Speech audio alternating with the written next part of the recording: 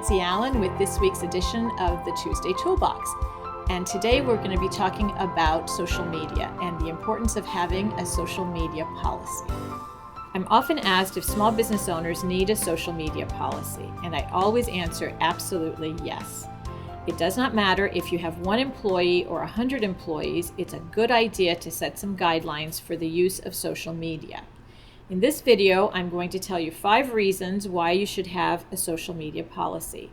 I'm defining social media to include all electronic outlets. The most commonly known are Facebook, YouTube, and Instagram, but there are many, many more. It's important to include language in your policy that will be all-encompassing, or else you're going to have to regularly update the list. Your brand. You've probably heard about the big corporations that suffered because employees did stupid things like show pictures of themselves doing crazy things with food. And you've probably heard about employees posting insensitive comments. Those are blatant attacks on a brand, but the damage to your brand can also be subtle. For example, a photo of an employee in a company uniform drinking or carrying on in a manner that is not appropriate. Or an employee who gets fired ranting on Facebook about how they were treated badly. Number 2, expectations. This has to do with control. Small business owners generally don't have the funds to hire social media departments for their companies. Very often, someone is assigned to the task of handling the company's social media. Be sure that person is properly informed about what is acceptable and what is not acceptable. Make sure you have a policy regarding privacy settings. For example, if your employees like and/or comment on your company page, does that mean that people who see that will have access to the employees' pages?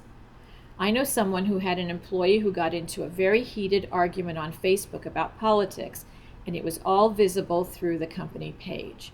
You can prevent that from happening by setting expectations. Number 3, content.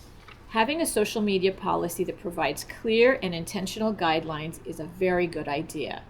It is also important to understand the target audiences for the different social media platforms. You know the difference between the Facebook audience and the people you reach on LinkedIn, but what about the other social media platforms? What should your company post on YouTube? Should you have your own YouTube channel? Your social media policy should definitely address the content that is acceptable and appropriate for each channel. Number 4, what if scenarios. Your social media policy should definitely have information on what to do if something gets posted that should not be on your site. That could be an inappropriate picture, or it could be a bad review of your product. Having clear and easy to follow directions and rules will make a big difference in your ability to mitigate negative press and publicity. Have clear-cut examples of different scenarios. Be specific and give examples. Number 5, your target market. So this last suggestion is pretty obvious, but you know what they say about making assumptions. Make sure that your target market is addressed in your social media policy. You should also include any new markets you are targeting. Be clear about what channels you will use and how you will use those channels. And of course, don't forget to include your social media policy in your employee handbook.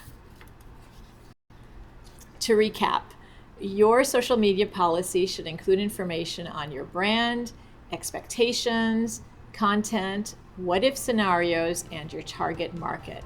And of course, you don't want to forget to include your social media policy in your employee handbook. Thanks for listening. This is Nancy Allen, and if you need more information about social media or any other business development skills, contact us at the Women's Business Development Council. Thanks for listening. Bye.